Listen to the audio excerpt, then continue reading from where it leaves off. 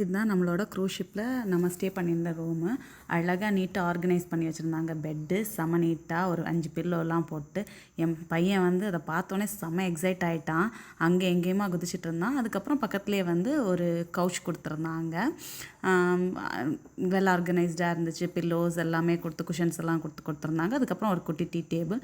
என் பையன் பெட்டுக்கும் சோஃபாக்கும் அங்கேயும் எங்கேயுமா குதிச்சுக்கிட்டே இருந்தான். அதுக்கப்புறம் பார்த்திங்கன்னா ஒரு சின்ன ஒரு ட்ரெஸ்ஸிங் டேபிள் மாதிரி ஒரு ஏரியா கொடுத்துருந்தாங்க. அங்கே வந்து தண்ணியெலாம் கூட வச்சுருந்தாங்க. தண்ணி கப்ஸ் அந்த மாதிரி ஐட்டம்ஸ்லாம் வச்சுருந்தாங்க.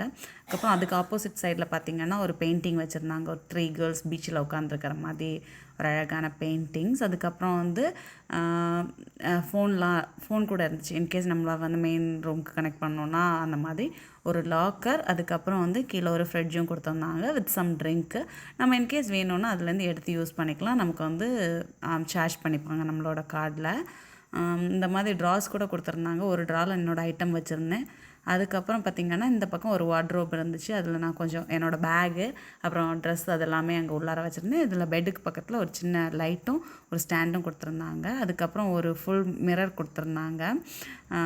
ஸோ அது அழகாக இருந்துச்சு. அதுக்கப்புறம் குட்டி அண்ட் காம்பேக்டாக ஒரு பாத்ரூம்.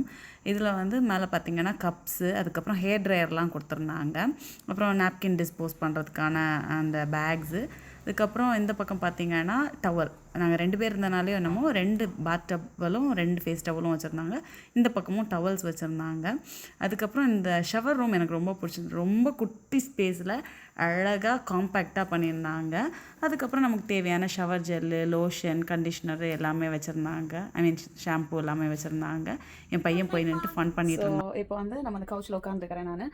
ஒரு ஐ திங்க் இன்னும் ஒரு 1 hour 1.5 hours வந்து மூவ் ஆகிடும். என் தங்க பிள்ளை வந்து எனக்கு ட்ரிங்க் எடுக்க போகிறேன்னு சொல்லிட்டு ஏதோ எடுத்துருக்கு. தேங்க்யூ. செம்ம எக்ஸைட் ஆகிட்டு பிளாங்கெட் எடுத்து கவர் பண்ணிட்டு நான் தூங்க போகிறேன், எனக்கு தூக்கம் வருது அப்படி இப்படின்னு சொல்லி ஃபன் பண்ணிட்டு இருந்தான். அவனுக்கு ரொம்ப பிடிச்சிருந்துச்சு. செம்ம ஜாலியாக இருந்துச்சு. அவனுக்கு அவன் என்ஜாய் பண்ணான்.